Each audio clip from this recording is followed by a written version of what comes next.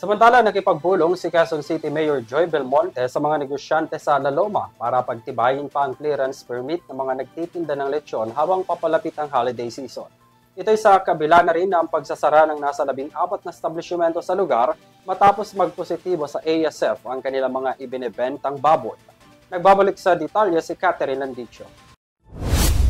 Masusing pinag-aaralan at pinagtitibay ng pamahalang lungsod ang proseso ng clearance at permit para sa mga lechonero sa Laloma, kasunod ang muling dialogo na pinangunahan ni Mayor Joy Belmonte. Layunin ang pulong na mapabuti ang operasyon ng mga lechon establishment at matiyak na ligtas, malinis at dekalidad ang mga produktong ibinebenta sa lugar, lalo na't matapos maglabas ng temporary closure order ang lokal na pamahalaan sa 14 na lechuna na nagpositibo sa African Swine Fever o ASF.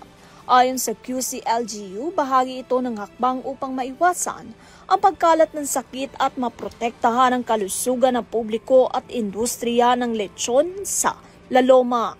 Dumalo sa dialogo sina City Chief of Staff Rowena Macatao, District 1 Action Officer Oli Belmonte, City Veterinarian Dr. Ray Del Napoles at Business Permits and Licensing Department Head Margie Mejia.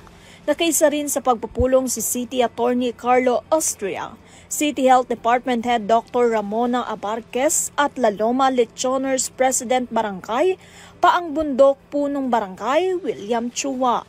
Tiniyak naman ng QCLGU na patuloy ang koordinasyon sa mga lechonero upang mapabilis ang compliance at tuloy-tuloy na maibalik ang kanilang operasyon sa ilalim ng mas mahigpit na safety standard.